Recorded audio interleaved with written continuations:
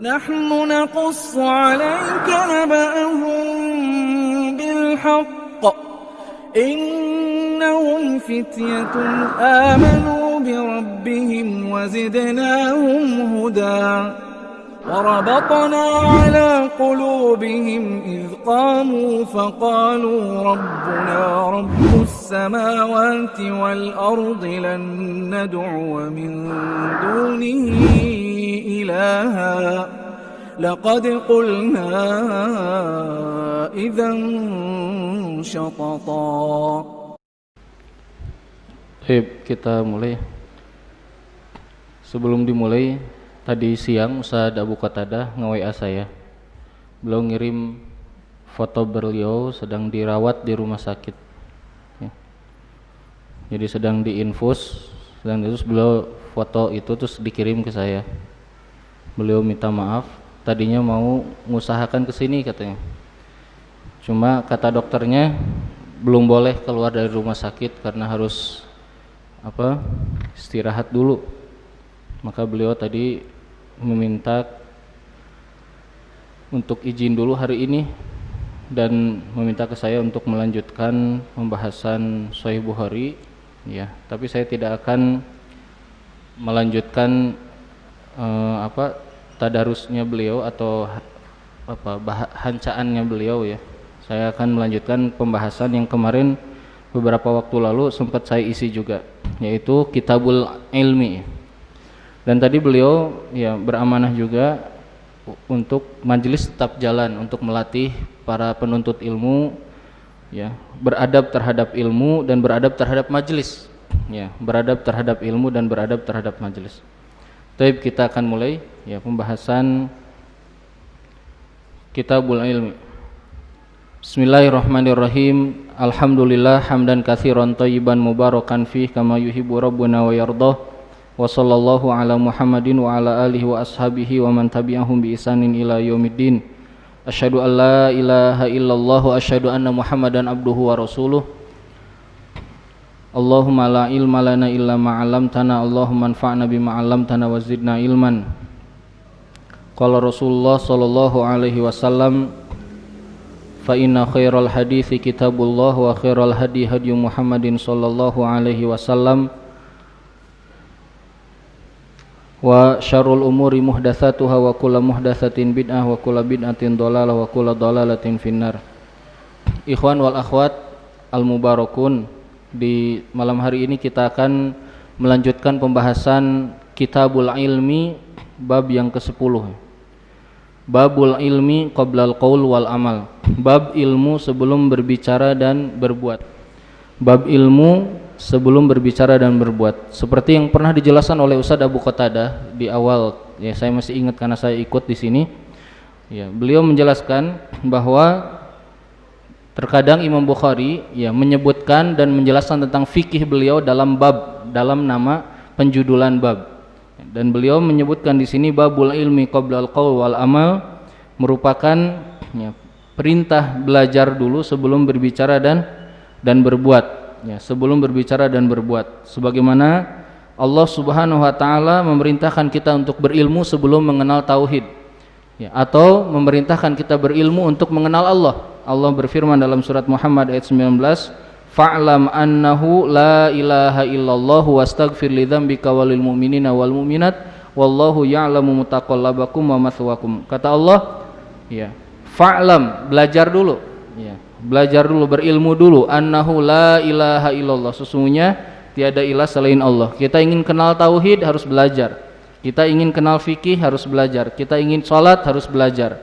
Ya, tidak ada amal apapun, ya, kecuali harus diawali dengan ilmu, karena ilmu adalah lenteranya manusia. Ibnu Jauzi dalam kitab Talbis Iblis beliau mengatakan lentera manusia itu adalah ilmu, dan iblis, ya, rencana mereka pertama kali adalah memadamkan lenteranya manusia, karena kalau lenteranya sudah padam gampang disuntrungin kemana aja bisa, ya, sehingga yang pertama adalah dipadamkan dulu cahayanya, lenteranya.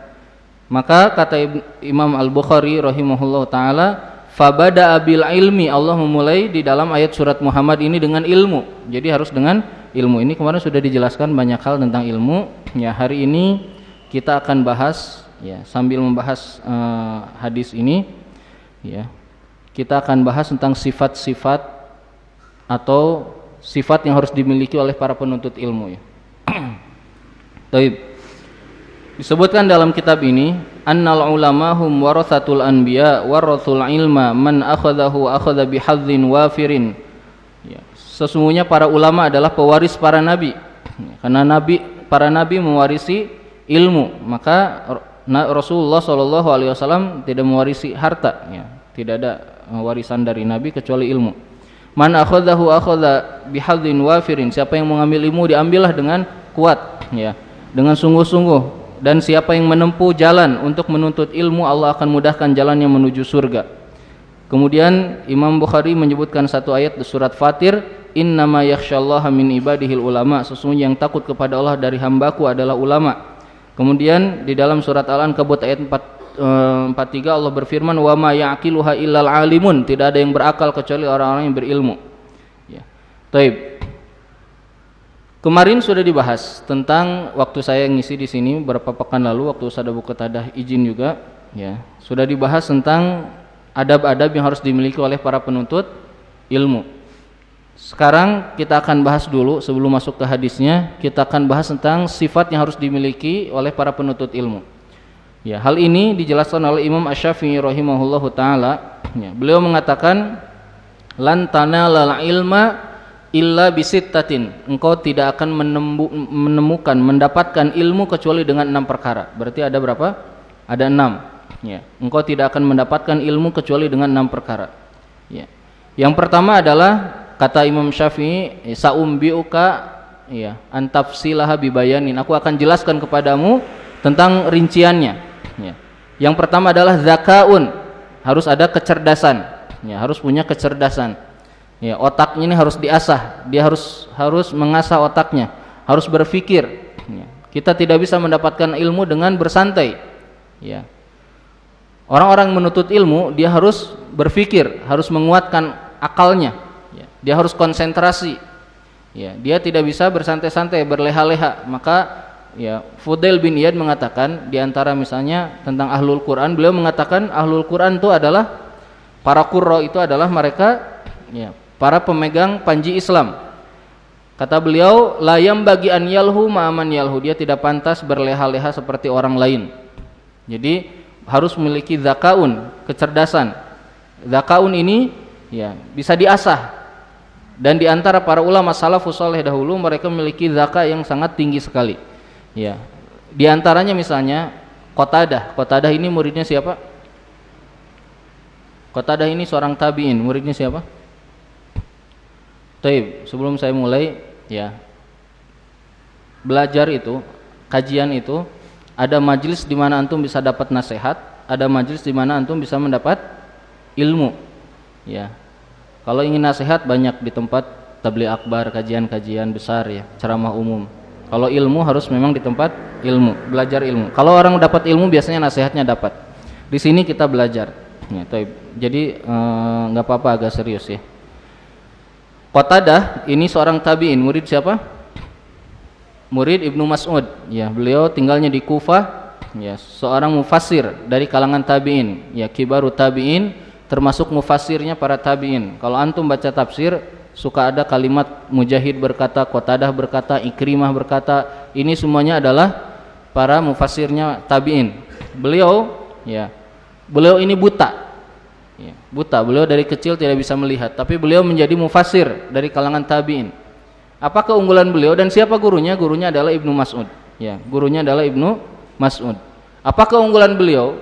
Ya, diriwayatkan beliau ini walaupun buta, tapi kecerdasan, hafalannya sangat kuat sekali. Diriwayatkan tidak ada satupun orang di Kufah yang bisa menandingi hafalan Qatadah. Diriwayatkan kalau ada orang menyampaikan satu hadis kepada Qatadah, Qatadah tidak pernah minta diulang lagi.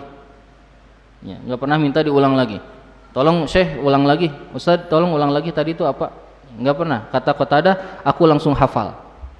Siapapun yang menyampaikan hadis, maka Qatadah langsung hafal. Dan Qatadah biasa menghafalkan hadis-hadis dengan mendengar. Kemudian dia ulang, mendengar dia ulang.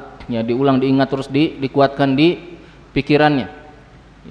Jadi kecerdasan ini bisa diasah, walaupun Qatadah dia bisa melihat, tapi sudah memiliki kelebihan. Tapi ikhwan dan akhwat al-mubarakun, ya, walaupun orang hafalannya sangat tinggi, cerdasnya sangat tinggi, terkadang oleh Allah diperlihatkan kekurangannya. Kenapa? Agar kita tahu bahwa tidak ada yang sempurna makhluk ini, semua yang sempurna hanya Allah. Ini urusan akidah. Sehingga Qatadah pun, ya, kalau bermajlis, pernah suatu hari sedang bermajlis, ya, semua hadis dia hafal. Nanya apa saja bisa dia jelaskan, riwayat apa saja bisa dia jelaskan, ya. Kemudian sepulang dari majelis, beliau mau keluar masjid. Kemudian beliau nanya ke muridnya, tadi di mana saya nyimpen sendal, lupa katanya gitu. Maka kata para ulama, seorang ahli hadis dia kuat dalam hafalan hadis tapi lupa nyimpan sendal. Ya, terkadang oleh Allah diperlihatkan kekurangannya. Misalnya Imam Asy-Syafi'i rahimahullahu taala, ya, beliau juga memiliki kecerdasan yang sangat tinggi. Diriwayatkan, ini antum melihat ini kitab, ya. Imam Syafi'i kalau buka kitab, lagi baca kitab, menelaah kitab. Kalau kitab bahasa Arab itu kalau dibuka yang pertama dibaca yang kanan yang kiri? Yang kanan, ya. Diriwayatkan kalau beliau sedang baca halaman yang baru, maka halaman yang kiri ini ditutup sama beliau, baca gitu. Teman-temannya selalu nanya, Syafi'i katanya, kenapa kamu selalu nutup yang kiri? Kata Imam Syafi'i, kalau aku buka begini, aku bisa melihatnya, nanti aku hafal katanya. Sedangkan yang ini belum aku fahami katanya. Itu kecerdasan Imam Asy-Syafi'i rahimahullah. Jadi ini bisa diasah dengan serius, ya, kemudian mengulang-ulang ilmunya. Maka ilmu ini perlu murajaah, perlu mudzakarah, perlu diulang-ulang. Yang pertama tadi dzakaun. Yang kedua wahirsun. Hirsun, ya, sungguh-sungguh atau waktu, ya, atau sungguh-sungguh. Kita ini tidak bisa mendapatkan ilmu, ya, kalau belajarnya santai dan tidak memiliki keseriusan dalam talabul ilmi. Dan belajar itu, ya, perlu waktu dan dia harus menyisihkan waktunya. Contoh, ya, saya mau cerita ke antum. Siapa yang kenal Imam Ibnu Aqil? Beliau Hambali, ya. Beliau seorang ulama, ya. Beliau seorang ulama menulis kitab judulnya Kitabul Funun. Ya, Kitab Al-Funun. Kitab ini beliau tulis, ya, dengarkan, ya, ini ajaib. Beliau ini tulis jumlah jilidnya, jilid tahu, ya, ini segini berapa satu jilid. Beliau menulis Kitab Al-Funun jumlahnya 800 jilid. Berapa tadi? 800 jilid. Coba antum jejerin 800 jilid dari sini kemana? 800 jilid. Ya.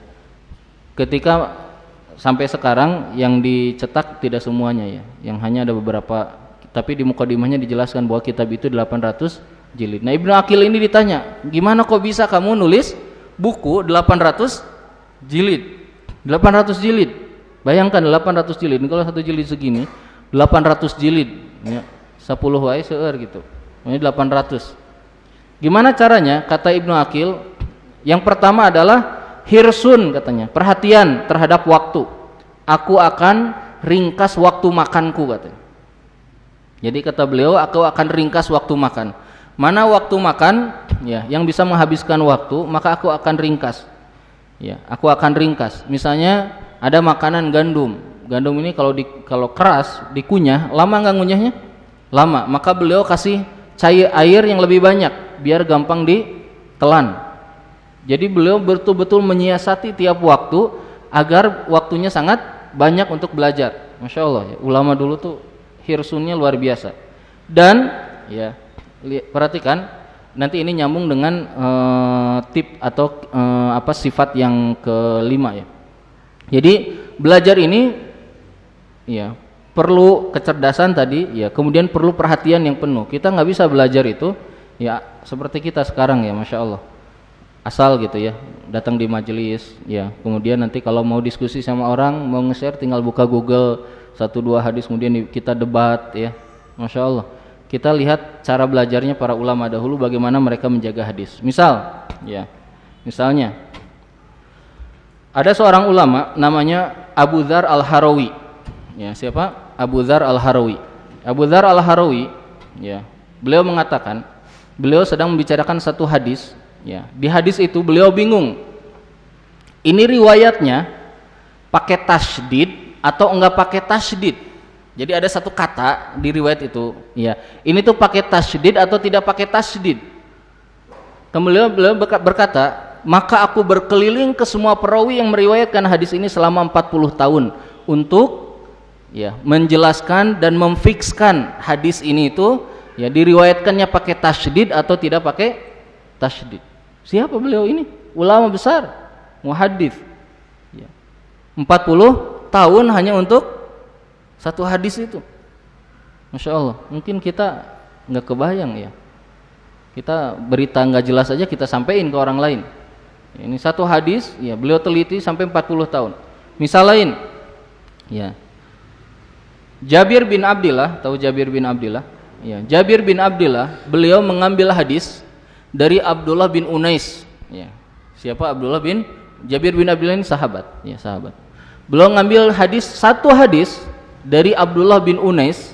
Kata beliau, aku mengambil satu hadis dari Abdullah bin Unais dan aku melakukan perjalanan ke rumahnya Abdullah bin Unais selama 1 bulan penuh. Masya Allah, selama 1 bulan penuh. Lihat keseriusan para salafus saleh dahulu dalam thalabul ilmi. Ya. Coba antum, ya, tanya ke diri antum sendiri, ya. Ke diri kita ya, tanya masing-masing kita. Berapa jarak perjalanan yang pernah kita tempuh untuk nuntut ilmu? Paling jauh berapa? Ada yang nuntut ilmu ke tempat belajarnya sampai 5 hari, 10 hari ada? Enggak ada. Kita datang ke sini aja deket masih males. Ya. Ada majelis betul-betul belajar, bukan tausiah ya, bukan nasihat, dipisahkan ya antara nasihat sama belajar.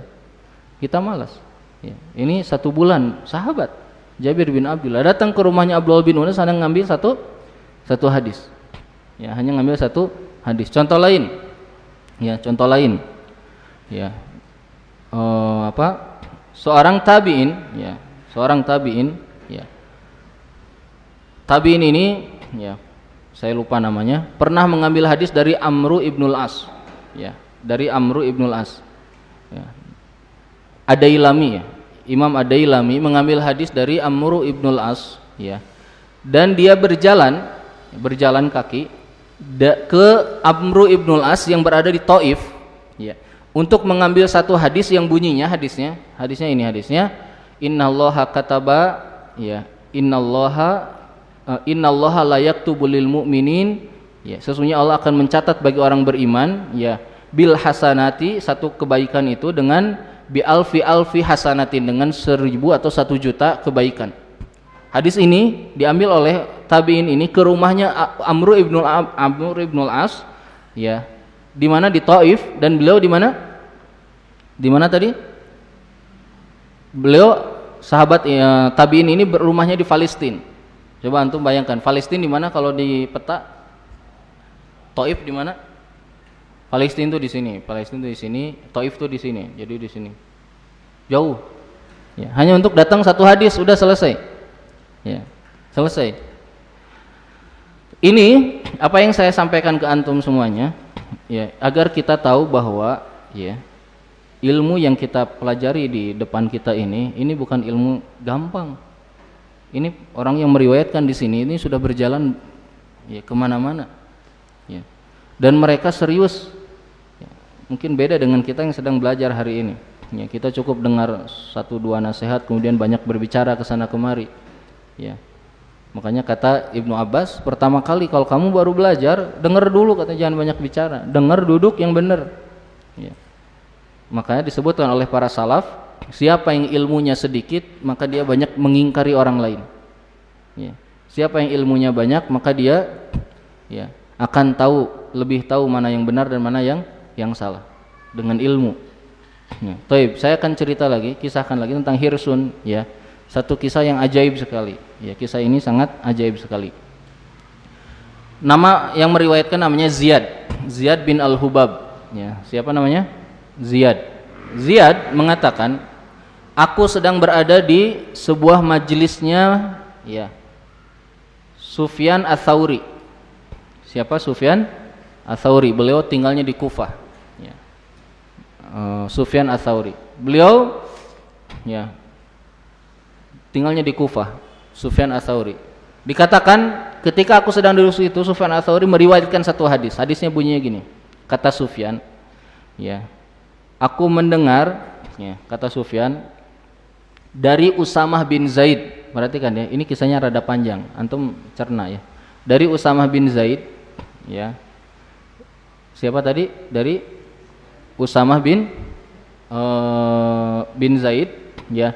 Dari Musa bin Ulay, ada disebutnya Ali, ada Ulay, ya. Dari bapaknya, dari Abi Qais ini budaknya Amr ibn al-As. Dari Amr ibn al-As, dari Nabi. Pusing nggak dengernya? Ya, pusing ya, nggak apa-apa. Diulang lagi. Tadi siapa yang dengar itu? Udah lupa. Ya, siapa tadi? Ziyad. Mendengar dalam sebuah majelis, ya, siapa tadi? Sufyan. Ya, Sufyan ini dalam satu zaman ada dua nama Sufyan. Nanti banyak di hadis Sahih Bukhari. Satu Sufyan bin Uyainah, satu lagi Sufyan Ats-Tsauri. Ini beda ya. Ini Sufyan Ats-Tsauri. Sufyan Ats-Tsauri berkata, kata Ziyad tadi, ya. Kata Ziyad tadi, Sufyan Ats-Tsauri berkata, aku mendengar dari Usamah bin Zaid. Kata Usamah, aku mendengar dari siapa tadi? Musa. Iya. Aku mendengar dari bapakku, aku mendengar dari Abi Qais, ya, maula Amr ibn al-As, dan aku mendengar dari Amr ibn al-As, dan Amr ibn al-As berkata bahwa Rasulullah SAW bersabda. Hadisnya begini. Al-farqu baina siyamina wa siyami ahlil kitab, ya, akalatus sahur. Kata Rasulullah, yang membedakan saum kita sama saumnya siapa? Ahli kitab adalah makan di waktu sahur. Maka waktu sahur itu salah satu pembeda apa? Antara kita dengan ahlul kitab. Kita nggak ngebahas isinya dulu, yang ngebahas riwayatnya. Tadi kan yang dengar siapa namanya? Ziyad. Selesai menyebutkan hadis, Ziyad bangun. Pas Ziyad mau keluar, di situ ada orang Madinah, ditepuk. Ziyad, aku baru dari Madinah. Usamah itu siapa? Yang meriwayatkan hadis ke Sufyan, ada hidup di Madinah katanya, masih hidup. Kemudian kata Ziyad, maka aku keluar dari masjid, kemudian aku langsung menunggangi untaku dan berangkat ke Madinah. Coba antum bayangkan. Tadi di mana? Di Kufah. Kufah di mana? Irak. Dari Irak berangkat ke Madinah. Irak berangkat ke Saudi. Saudinya Madinah. Ya. Masya Allah. Enteng banget ya. Oh, ada syekh di mana? Sekarang ada di mana? Di Surabaya. Wah, berangkat langsung beli tiket. Pernah nggak antum gitu? Ya. Ada daurah besok di mana? Di Makassar. Oh, iya, langsung searching tiket. Oh, dapat tiket berangkat langsung. Pernah nggak gitu? Pernah nggak kita begitu? Ya, kita mah nggak begitu. Jauh dengan kita. Adabnya nggak ada. Ya.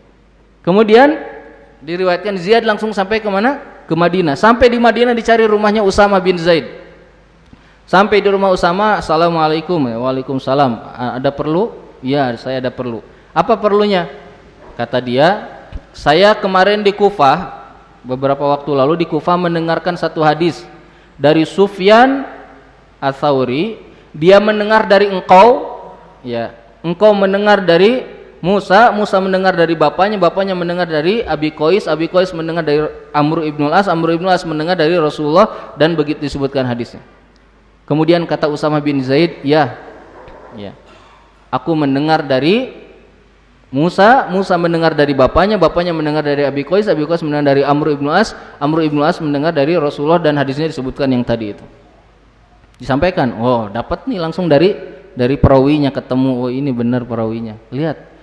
Ya, obrolan nggak ada yang berubah satu kata pun, ya. Jaraknya dari mana? Ya, Irak ke Madinah, nggak ada perubahan. Ya, berita itu masya Allah. Hadis ini wahyu ini dijaga. Ya. Berita, ya, kita misalnya di Bandung ini ada berita pagi hari, sore hari sudah berubah. Bahkan di kalangan para ikhwan juga sering begitu. Ya, beritanya apa ditambah, dikurangi, jadi mudalis. Ya, masukin hadis-hadis, berita-berita dari luar, namanya mudraj, ya. Masuk doib semuanya kita itu. Ya. Ini disampaikan. Kemudian tadi siapa tadi itu? Usamah bin Zaid. Pas Ziyad mau pulang, oke, sudah dapat. Datang ke Madinah, jalan dari mana? Nunggang unta. Naik unta itu susah. Antum naik pesawat tinggal duduk tidur kan gitu ya. Ini naik unta, untanya harus dikasih minum, dikasih makan. Ya, di jalan belum tentu selamat, ada pencuri, ada perampok, ya. Dia harus nyari makan, dia harus istirahat di tempat yang aman. Ya. Nah, sampai di tempatnya Usamah bin Zaid cuma dapat 1 hadis, selesai.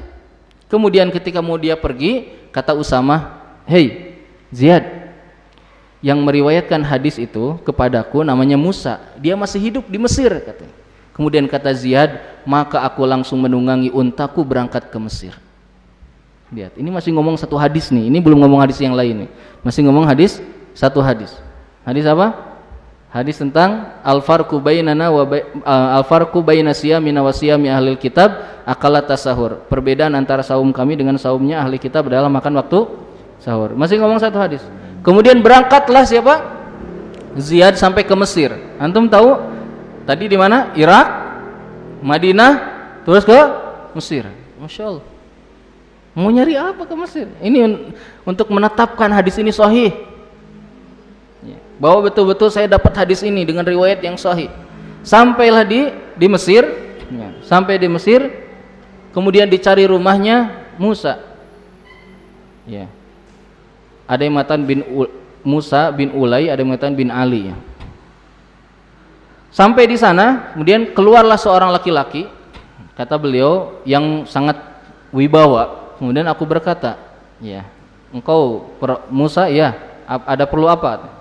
Kemudian aku ingin menyampaikan, aku di Kufah mendengarkan 1 hadis dari Sufyan, dia mendengar dari Usamah di Madinah, Usamah mendengar dari engkau, engkau mendengar dari bapak engkau mendengar dari Abi Qais, ya, budaknya Amr ibn al-As, Amr ibn al-As mendengar dari Rasulullah, Rasul bersabda.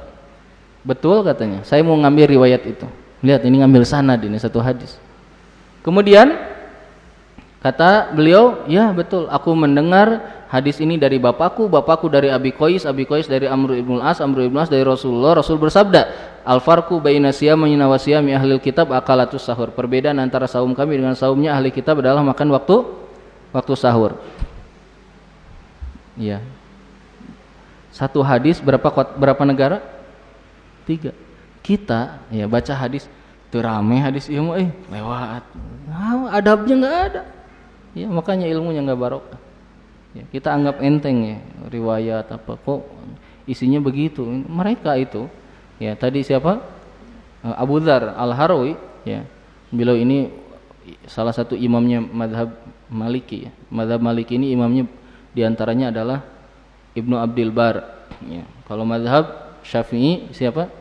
Imam Nawawi ya, sama Imam Ar-Rafi'i. Beliau ya 40 tahun hanya untuk menegaskan ini riwayat ini pakai tasydid atau enggak pakai tasydid. 40 tahun nyari ke sana kemari menegaskan untuk satu riwayat. Lihat tentang al-hirs ya, sifat yang kedua yang harus kita miliki. Maka kalau belajar harus serius ya. Fokusnya itu belajar gitu. Kita kan belajar tuh fokusnya apa? Pengennya nge-share ke orang lain, pengennya ngajak debat sama orang lain ya.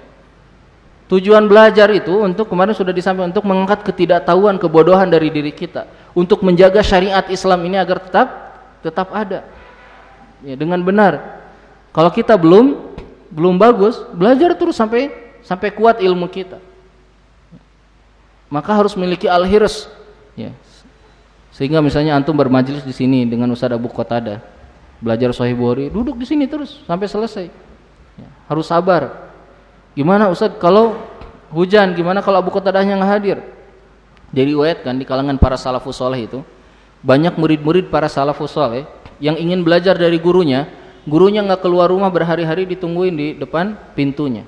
Bergurunya misalnya sakit atau keluar hanya sholat saja, ditungguin di depan pintunya. Betul-betul serius untuk belajar al-hirs. Maka kata Imam Syafi'i tadi, pertama zakaun, punya ini, yang kedua adalah hirsun, serius ya, harus serius, belajar serius. Kemudian yang ketiga wajtihadun ya, harus bersungguh-sungguh ya dalam jadi gini, tadi hirs itu perhatian nih, berarti kalau perhatian itu harus ngatur waktu, ngatur ini. Kalau ijtihad itu mujahadah, dia punya kesungguhan pas lagi belajarnya. Ya, dia catat. Kalau dia nggak dapat, nanya ke temannya.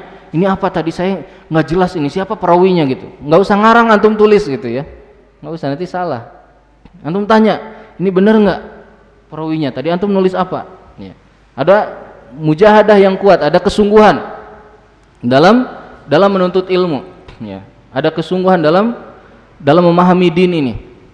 Nah ini yang ketiga. Jadi harus memiliki mujahadah. Sebagaimana dimiliki sifat ini oleh para salafus saleh. Mereka ya, disebutkan kalau sudah menggali satu hadis, mereka ya terkadang tidak tidur ya, semalaman. Imam Syafi'i pernah mentadaburi, mentafakuri, mempelajari satu hadis. Hadisnya hadis pendek, yaitu tentang di zaman Nabi ada seorang anak kecil memelihara burung. Burungnya dikasih nama Nugoir. Nugoir ya, nun goin ya ro ya, Nugoir. Si anak ini dipanggilnya Abu Nugoir, ya Bapak Nugoir, kayak Abu Hurairah ya, kan dari Hiroh, dari kucing Abu Hurairah. Ini Abu Nugoir, burungnya mati, dia nangis, anak kecil. Datang Nabi ke situ, sama Nabi dirayu ya, atau sama Nabi dipepende bahasa Sunda. Imam Syafi'i ya semalaman mentafakuri satu hadis ini sampai subuh. Diriwayatkan Imam Syafi'i mentafakuri satu hadis ini dari ba'da Isya dalam keadaan berwudu. Isya sholat berwudu, mentafakuri satu hadis ini sampai subuh, dan ketika datang subuh nggak tidur ini, duduk mentafakuri satu hadis sampai subuh. Habis sholat subuh, datang azan subuh, beliau langsung masuk ke masjid dan tidak wudu lagi. Kenapa? Beliau masih punya wudu yang Isya, masih punya wudu yang wudunya Isya. Beliau langsung masuk. Kemudian di pagi harinya ditanya oleh murid-murid Imam Ahmad bin Hambal. Beliau menjawab, tadi malam aku mentafakuri satu hadis ini dan aku mendapatkan lebih dari 100 faidah dari satu hadis itu dalam semalam. Ya. Jadi kalau sudah bermujahadah, ya salah satu ciri orang bermujahadah itu apa? Meninggalkan hal-hal yang melalaikan. Yang melalaikan. Contoh gini. Ada riwayat, ya Umar bin Abdul Aziz, ya suatu hari lewat ke seorang. Orang ini lagi berdoa. Doa tapi sambil main kerikil. Ya antum lihat orang main kerikil ya, ngoprek. Namun antum memberen pulpen ya, apa lagi ngoprek. Ditegur sama Umar bin Abdul Aziz. Ya.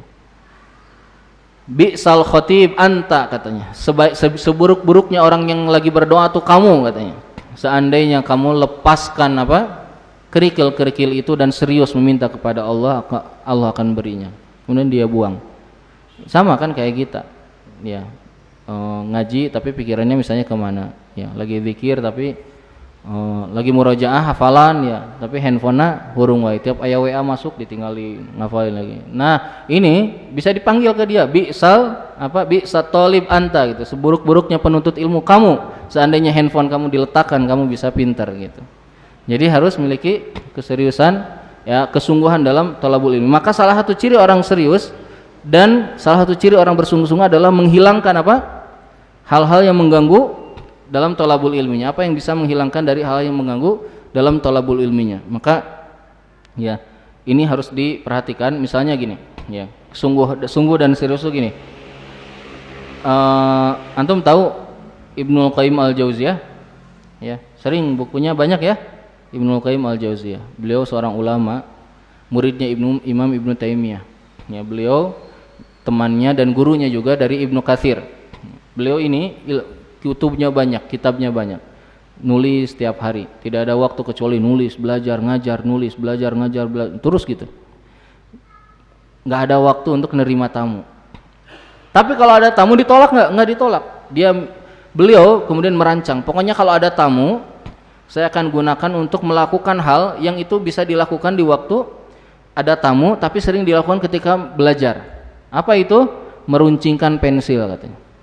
Jadi kalau tamu datang, beliau sudah nyiapin pensil yang banyak. Diambil satu, ngobrol, gimana kabarnya? Alhamdulillah. Bapak gimana? Ya terus gitu, satu selesai, ambil lagi, ngobrol, silakan diminum, terus gitu. Kenapa? Karena kata beliau agar ya waktu yang dimiliki sangat bermanfaat. Masya Allah. Contoh lain, Imam As-Suyuti rahimahullahu ta'ala, beliau yang lahir 849 Hijriah, wafatnya 911 Hijriah. beliau di usia 40 tahun ya mengasingkan diri di rumahnya. 40 tahun kitabnya sudah 400 kitab. Mengasingkan diri di rumahnya selama 21 tahun. Wafatnya 61 tahun. Diriwayatkan selama 21 tahun rumah beliau itu bersampingan sama Sungai Nil. Diriwayatkan selama 21 tahun beliau tidak pernah membuka jendela rumahnya. Kenapa? Ditanya kenapa tidak pernah membuka jendelanya Imam Suyuti, karena beliau takut kalau dibuka jendelanya menghabiskan waktu dari menulis katanya. Ada orang-orang zaman dulu ya, ini orang-orang hebat, kayaknya bukan dari alam kita gitu. Kalau nggak ada mereka ini nggak ada, ini kitab ini tuh nggak akan ada ya, nggak akan ada kitab yang mulia ya, yang sangat agung, yang kita mungkin hari ini baca nanti di pilihan ya, hadis nanti rame dilewat ya, belajar bukan untuk difahami, untuknya nge-share ke orang lain ya. Ini lucu ya, kalau dapat ilmu tuh Ustadz bagus mau saya share gitu. Kita fahami dulu sama diri kita gitu. Itu cara belajar. Jadi zakaun, wahirsun, wajtihadun. Kemudian yang keempat adalah wasuhbatu ustadzin, ya, bersahabat dengan guru. Ya, salah satu cara kita untuk mendapatkan ilmu yang baik adalah bersahabat dengan guru. Namanya mulazamah, terus-terusan dekat dengan guru kita. Ya, mulazamah.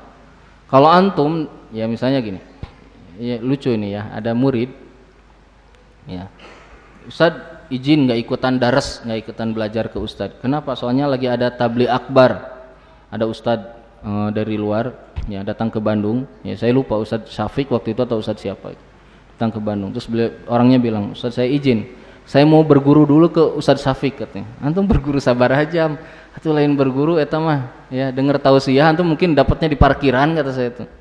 Ya, harus dibedakan antara belajar sama mengambil manfaat faidah dari majelis-majelis taklim. Ya, antum mungkin nggak dikenal, kenal nggak? Kalau antum ikut kajian besar, kenal nggak gurunya ke antum? Nggak, saha cina itu. Ya, nah harus dibedakan. Maka belajar itu salah satunya adalah suhbatu ustad, harus punya guru. Jadi kalau ditanya antum belajar ke siapa gurunya, dia bisa menyebutkan guru saya kalau akidah A, kalau hadis B, kalau Al-Quran saya berguru ke Ustadz C, kalau ini berguru ke Ustadz gitu. Ya. Bukan kamu gurunya siapa? Banyak Ustadz, punya kalau Senin saya siapa gitu, enggak gitu. Ya. Nah ini wasuhbatu Ustadz, maka harus bersahabat dengan guru. Salah satu yang pernah melakukan hal ini adalah siapa? Anas bin Malik. Anas bin Malik seorang sahabat, ya. Ketika Rasul hijrah ke Madinah, Anas masih kecil, dibawa sama ibundanya. Kata ibundanya, wahai Rasulullah, ya izinkan Anas ini tinggal di rumah engkau menjadi pembantu. Maka Anas bin Malik tinggal di rumah Rasul selama 10 tahun sampai Rasul wafat, menjadi pembantu Rasul dan mengambil hadis yang sangat banyak. Kalau tidak salah riwayatnya 2.800 hadis sekian. Ya, beliau riwayatnya sangat banyak sekali selama 10 tahun dari kecil, ya, bersama Rasul. Maka kalau beliau ditanya, ya siapa engkau?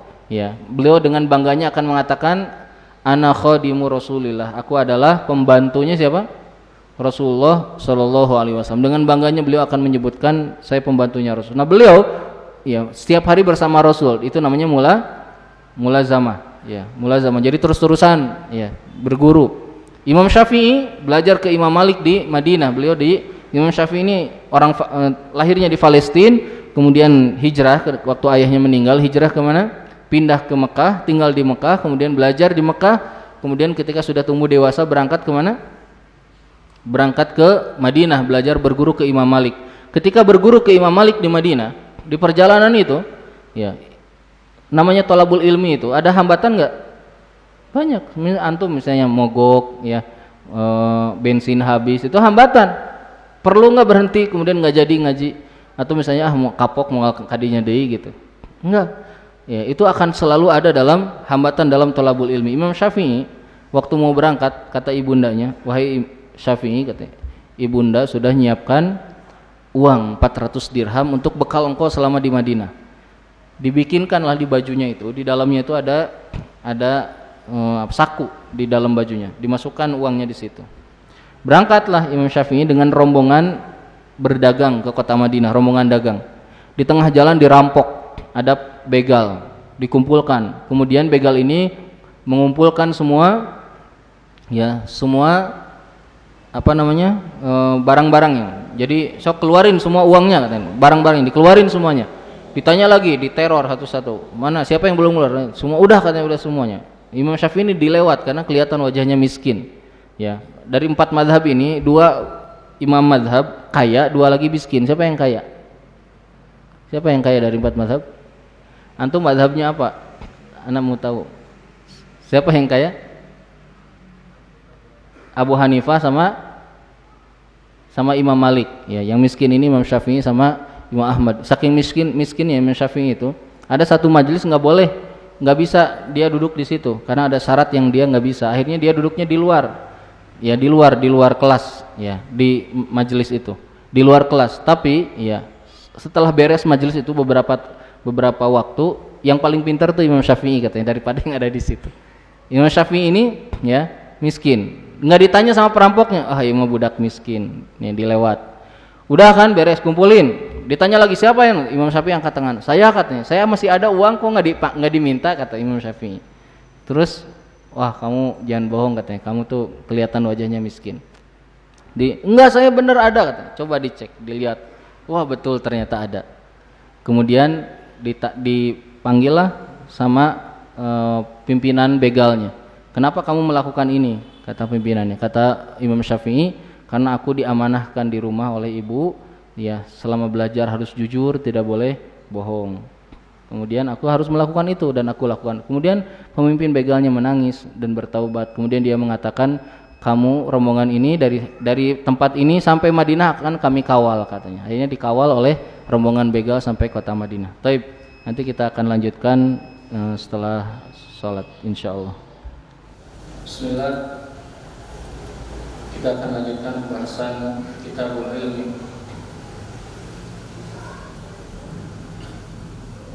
Tadi kita sudah membahas beberapa sifat yang harus dimiliki oleh penuntut ilmu. Ya, yang pertama adalah zakaun, yang harus berpikir cerdas. Kemudian wahirsun, ya sungguh-sungguh, serius, perhatian. Kemudian wajtihadun, sungguh-sungguh. Kemudian wasuhbatu ustadzin, bersahabat dengan guru. Tadi sedang membahas tentang sahabat dengan guru, ya. Di antara cara para ulama salafus saleh dahulu belajar adalah dengan mulazamah dengan para guru, para ulama. Jadi tidak belajar hanya sekali-sekali, antum nyekcelok di sini sekali, di itu sekali gitu. Betul-betul punya majelis memang berguru dengan beliau gitu. Itu cara belajar yang benar. Ya, bahkan kita ya tidak bisa belajar sendiri, kita harus punya guru, ya. Dan bermajelis dengan guru, mulazamah di sini maksudnya adalah dia terus-terusan belajar kepada guru tersebut. Syekh Utsaimin di dalam Kitabul Ilmi beliau mengatakan lebih baik setiap disiplin ilmu punya guru yang khusus. Jadi tidak banyak gurunya. Seperti Imam Syafi'i waktu di Madinah gurunya Imam Malik. Gitu. Jadi berguru. Ya. Kemudian yang berikutnya, ini seharusnya yang keempat, tapi nggak apa-apa ya, dibalik. Yang kelima adalah wabulgotun. Bulgoh itu apa? Bulgoh itu biaya, ya. Perlu dana. Perlu nggak dana belajar? Antum kesini pakai apa? Ada yang pakai motor, pakai bensin nggak motornya? Pakai, ya.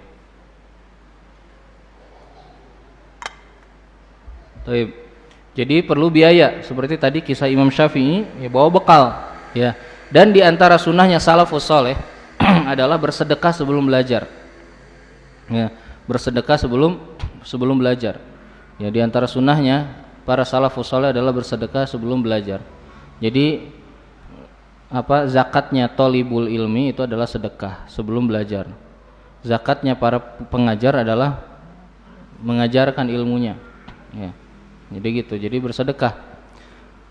Karena ilmu yang paling berhak, ya, untuk dihormati adalah ilmu agama. Imam Abu Hanifah punya anak kecil, ya. Anaknya masih kecil, baru jalan, baru mau ngaji. Diserahkan ke seorang guru qurra, ya, ahli qiraah untuk mengajarkan baca Quran. Setelah belajar baru berapa hari terus bisa hafal surat Al-Fatihah. Apa yang dilakukan oleh Imam Abu Hanifah?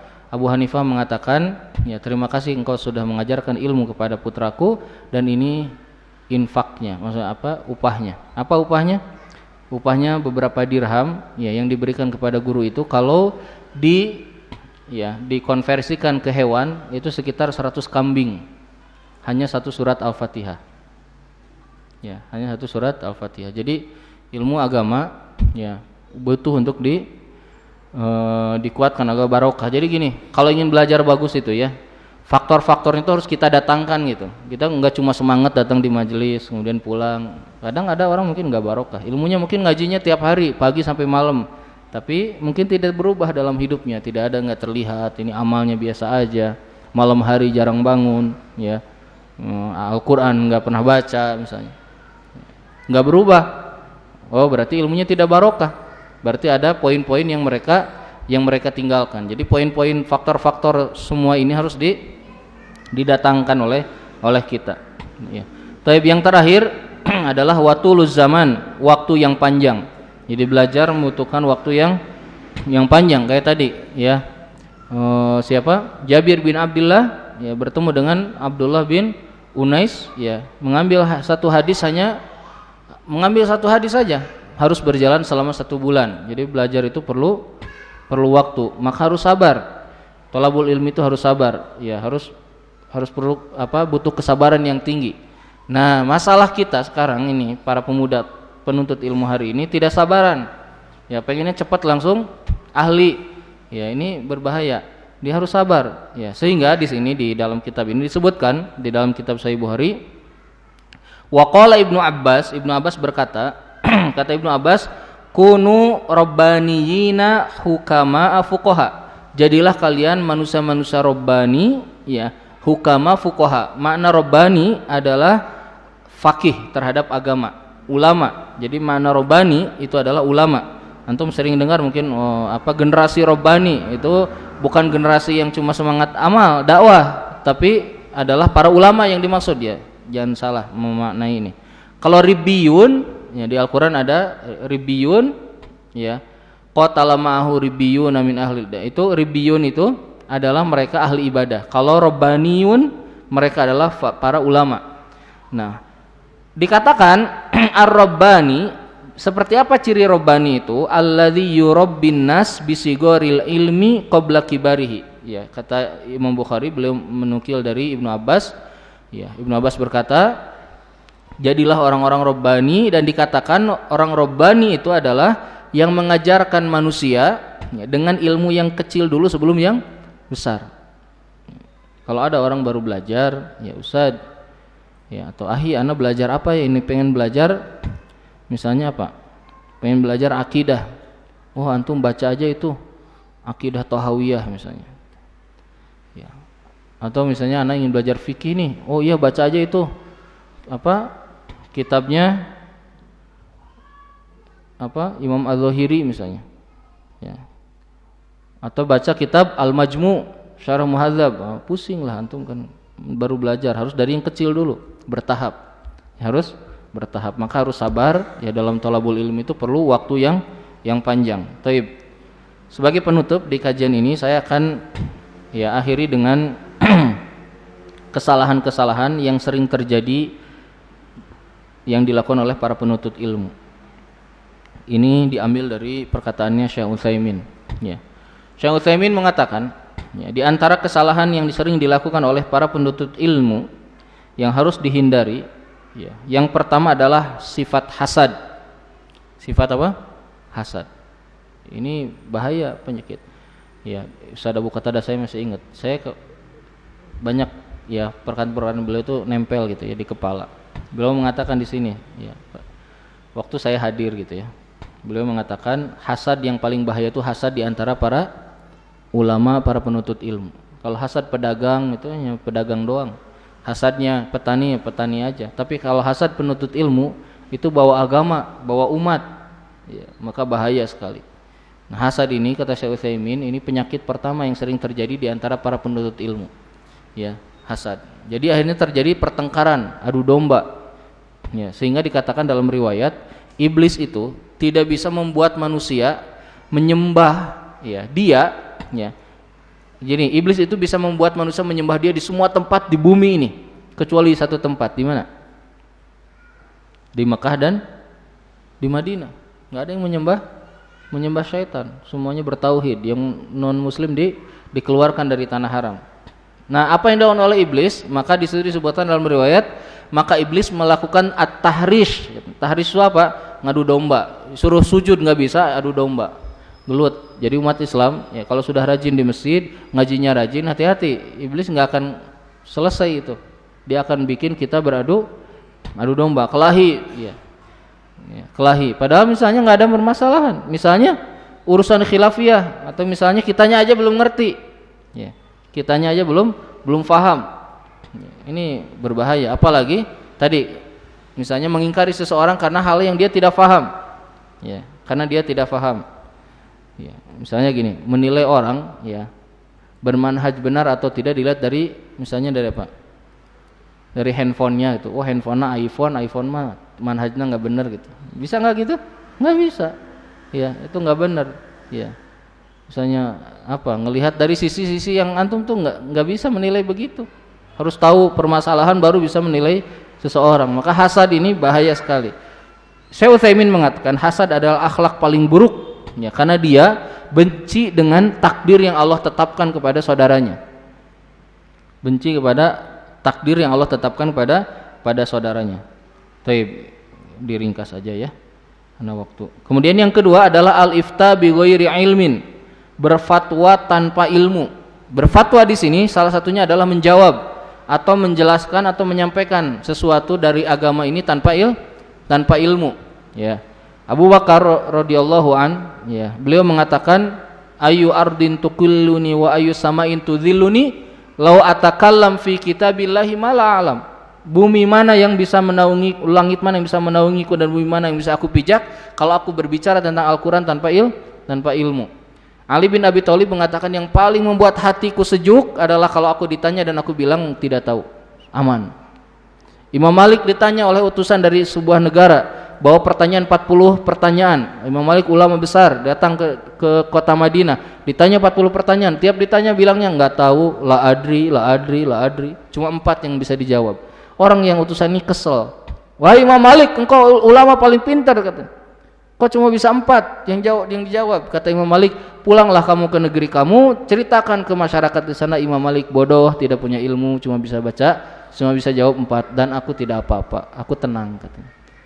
Lihat para ulama dulu, ya, tidak berbicara tanpa ilmu. Nah, berbicara tanpa ilmu itu ya, pernah dibahas ya kemarin sebelumnya, bahwa bisa membunuh orang lain, bisa membunuh dirinya sendiri, seperti hadis yang pernah disampaikan, ya, hadis seorang lelaki yang kepalanya, sahabat yang kepalanya terbentur batu ketika dalam safar, kemudian dia malam harinya junub, kemudian subuhnya dia nanya ke temannya, saya mandi atau tidak? Temannya jawab tanpa ilmu, kemudian akhirnya apa? Dia mandi, kemudian meninggal. Kemudian kata Nabi, qataluh, mereka sudah membunuh orang ini. Qatalahumullah, semoga Allah membalas membunuh mereka. Jadi berbicara tanpa ilmu, ya, apapun, kalau tidak tahu diam saja sudah. Dan enggak perlu menilai orang lain yang kita juga enggak tahu. Ya. Kita enggak tahu, sudah, pokoknya mah fokus ajalah, belajar dulu. Nanti ya, kalau sudah waktunya kita tahu, bisa berbicara, bisa berdalil, ya, karena setiap ilmu itu harus pakai dalil, setiap omongan itu harus pakai argumen. Saya akan kasih contoh kisah. Ini kemarin saya ceritakan di masjid apa itu? Al-Manar ya, kisah tentang siapa? Abu Hanifah dengan muridnya. Ini versi lain. Waktu itu saya sampaikan dengan satu versi, ini riwayat lain. Abu Hanifah itu punya murid namanya Abu Yusuf. Jadi kalau antum melihat mazhab Hanafi itu yang paling kuat, salah satu murid yang paling kuatnya adalah Abu Yusuf. Abu Yusuf sakit. Ini versi lain. Ini udah dijelasin kisahnya, tapi versi yang lain ya, versi lain. Abu Yusuf sakit, ya, sakitnya parah, dijenguk oleh Abu Hanifah. Ini kayaknya mau meninggal gitu. Kemudian kata Abu Hanifah, duhai seandainya Abu Yusuf hidup, ya, ketika udah keluar dari situ ya. Duhai seandainya Abu Hanifah, Abu Yusuf hidup, dia sangat pantas untuk melanjutkan majelisku, katanya gitu. Melanjutkan ngaji gitu ya. Kayak misalnya ini majelisnya siapa? Ustaz Abu Qatadah misalnya. Antum di antara antum ada yang cocok nanti ngelanjut di sini misalnya. Sahih Muslim misalnya ya, atau apa gitu ke depannya. Nah, kemudian kalau Abu Hanifah bicara kan didengar oleh semua murid-muridnya. Ya, didengar oleh murid-muridnya. Kemudian pulanglah Abu Hanifah. Beberapa hari kemudian Abu Yusuf yang tadi dikhawatirkan akan meninggal ini sehat. Abu Hanifah lagi ngaji, kemudian Abu Hanifah nanya, bagaimana kabar Abu Yusuf? Kata murid-muridnya, sehat. Abu Hanifah, alhamdulillah sekarang udah sehat, udah beraktivitas. Mana dia? Kok nggak ada di majelis ini? Karena waktunya apa? Belajar, dia belum hatam nih materinya gitu. Ya, baru bab lamun ayeuna mah baru bab Kitabul Iman gitu. Ya. Kok nggak ada? Kata murid-muridnya, itu lihat wahai Abu Hanifah yang di pojok sana itu ada majelis. Nah, itu beliau kata yang ngisi di situ. Ya, karena ketika beliau sehat semua orang bilang kamu teh ustadz sekarang mah ulama gitu, buka majelis gitu. Nah buka majelis di waktu harusnya dia belajar, yang belajarnya belum beres. Kemudian Abu Hanifah bilang ke muridnya, kamu berangkat ke sana, tanya ke Abu Yusuf satu permasalahan fikih. Seorang laki-laki datang ke seorang tukang nyuci baju. Jadi ini jubah kotor, datang ke pelayan tukang cuci baju. Kasihkan tuh baju di situ. Pulang setelah beberapa hari dia tanya, mana baju saya, udah beres belum? Kata tukang cuci baju, nggak ada, kamu nggak pernah nyimpan di sini.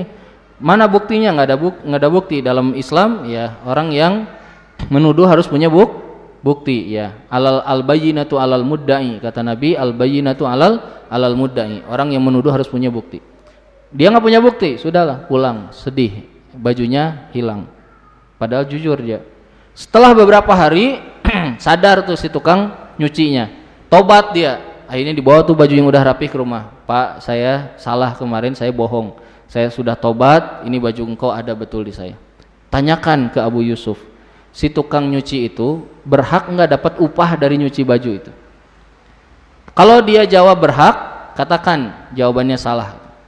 Kalau dia jawab tidak berhak, katakan juga jawabnya salah. Kata muridnya, terus jawabannya apa? Nanti di sini kata jawabannya. Pergi ke sana. Abu Yusuf beres ngaji ditanya. Kayak tadi pertanyaannya, enggak usah diulang ya, pokoknya gitu tadi. Kemudian kata Abu Yusuf, kan ini baru buka majelis ya, baru jadi ustad lah. Baru mikir, wah naon ya masalahnya. Oh, boleh katanya gitu. Boleh dapat upah. Salah katanya gitu. Kata yang nanya. Oh, enggak boleh. Nah, salah juga katanya gitu. Ah, kamu dapat dari mana katanya pertanyaan ini? Terus kata murid ini temannya. Itu di majelis itu, guru kamu katanya. Akhirnya Abu Yusuf langsung nutup majelisnya dan dibubarin. Datanglah ke majelis Abu Hanifah. Kata Abu Hanifah, wahai Abu Yusuf, kamu datang ke sini untuk mencari jawaban katanya. Kata Abu Hanifah, jawabannya adalah kalau si tukang nyuci baju itu ya mengakui bajunya, mencuri bajunya, mengakui bahwa itu jadi milik dia, mencuri bajunya, sebelum dia mencuci maka dia tidak berhak mendapatkan upah. Karena ketika dia nyuci baju, ya dia sudah mencuci baju curian, barang curian. Tapi kalau dia mencuci baju itu, ya mencuri baju itu setelah bajunya dicuci sudah dirapihkan, tertarik sama bajunya, kemudian dia akui itu, maka dia dapat upah karena waktu dicuci bajunya, ya masih milik si pemilik yang asli. Apa kata Abu Hanifah di akhir ucapannya? Kata Abu Hanifah, syabun, katanya seorang pemuda tidak mengerti urusan begini ingin buka majelis katanya gitu. Kemudian sudah itu jadi teguran bagi Abu Yusuf.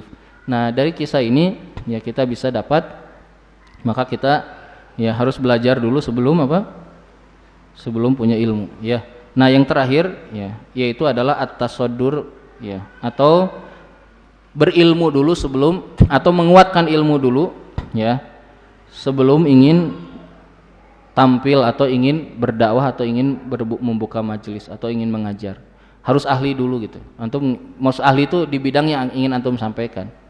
Ya, disebutkan ya, kata Imam Syafi'i ya, ta'allamu al-ilma qabla an tasudu. Belajarlah ilmu sebelum kalian memimpin. Kalau sebelum kalian jadi pemimpin, sebelum kalian jadi ustadz, sebelum kalian populer. Kenapa? Karena kalau sudah populer, sudah dikenal, tidak ada lagi waktu untuk belajar. Jadi kalau antum ingin tahu ya, hari ini banyak ustadz-ustadz tidak dikenal di masyarakat Indonesia, pintar-pintar ilmu agamanya ya. Faqih, ngerti dalam urusan fikih. Saya punya kawan ya, dia faham fikih 4 madhab tuh dia ngerti di luar kepalanya. Antum nanya apa saja dia bisa menyebutkan madhab ini yang kuat yang mana. Apa saja dalam urusan kehidupan. Enggak dikenal, enggak ada. Mungkin kalau ditanya punya alamat IG-nya enggak atau FB-nya mungkin dia enggak punya. Ya, kayaknya handphonenya juga bukan handphone yang gini. Kayaknya handphonenya handphone jadul. Ya, kalau enggak salah.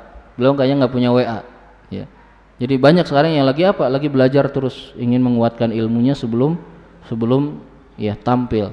Ya. Karena kenapa? Kalau sudah tampil, ya nanti dia akan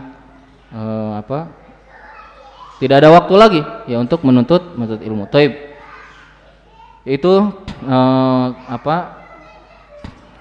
kesalahan-kesalahan yang sering terjadi. Tadi pertama hasad, kedua adalah berfatwa tanpa ilmu, yang ketiga ingin cepat-cepat tampil ya sebelum dia memiliki keahlian di bidang itu gitu ya. Di kita mah Masya Allah ya, di Indonesia itu luar biasa. Orang baru hafal Quran aja sudah disebut Al-Hafidh ya. Al-Hafidh itu adalah gelar bagi para muhadis yang hafalan hadisnya di atas 200.000 hadis. Ya, di kita kan enggak, baru store 30 juz sudah Al-Hafidh. Pokoknya inginnya tuh cepet aja dipanggil guru tuh ya. Enggak sabar, padahal sabar aja terus belajar gitu ya. Enggak apa-apa enggak dikenal. Ya, dan ilmu kita mah akan manfaat, akan tahu bisa manfaatnya itu belum tentu ketika hidup. Bisa aja sudah wafat. Lihat ini kitab-kitab para salaf. Mereka sudah meninggal, sekarang kitabnya ada. Ya, mungkin banyak ustadz-ustadz hari ini lagi nulis ya, mungkin enggak dikenal ya. Saya pernah ketemu dengan seorang kawan ya. Dia kerjaannya ngurusin jadwal kelas. Duduk aja tiap hari itu murojaah gini. Mutun kitab-kitab kecil gitu. Saya nanya, lagi ngapalin apa? Ini lagi ngapalin ini yang baru. Tiap ketemu saya tanya, baru lagi. Ternyata sanadnya sudah belasan. Ya, dan nggak ada yang tahu itu. Setelah dikorek-korek ditanya tuh, ternyata udah ilmunya udah banyak. Ada orang-orang yang memang saya belum waktunya. Ya, saya ingin kuat dulu di satu bidang, nanti saya akan muncul. Banyak saudara-saudara kita yang seperti itu. Taib, ya. Jadi kita belum masuk ke hadisnya, ya. Alhamdulillah. Jadi saya tidak ada beban berat. Sampai sini dulu ya majelis kita di hari ini. Saya tidak akan buka pertanyaan jawaban di sini karena ini majelis Ustaz Abu Qatadah, majelis guru saya, ya. Saya tidak akan menjawab di tempat guru saya mengajar. Jadi kalau antum ingin bertanya boleh langsung ke saya kalau berkaitan materi yang tadi. Kalau materi yang lain berkaitan Sahih Bukhari atau yang lainnya langsung aja nanti di pekan yang akan datang. Insya Allah beliau pekan depan hadir ya insya Allah. Karena sorenya ada jadwal di sini di Garlong atas sini. Jadi beliau insya Allah hadir seperti biasa mengisi. Doakan mudah-mudahan cepat sehat ya, bisa hadir lagi di sini untuk menuntut ilmu. Ya saya sebagai murid ya sangat tahu sekali kapasitas keilmuan beliau. Beliau itu Bulughul Maram itu hafal. Ya. Beliau sangat kuat dalam urusan hadis, akidah dan fikih. Dan kaidah-kaidahnya sangat bagus sekali menyimpulkan berbagai permasalahan. Jadi kalau antum belajarnya lama, kalau ini kan baru berapa bulan majelis ini? Setengah tahun ada? Setengah tahun ya misalnya. Ini kan baru setengah tahun. Coba antum belajar 4 tahun sama beliau insya Allah akan dapat banyak ilmu-ilmu yang luar biasa. Gimana bikin kaidah-kaidah akidah, kan sekarang banyak masalah-masalah akidah, fitnah ya. Fitnah tahun 2019 nih. Gimana menyimpulkannya itu beliau jagonya itu.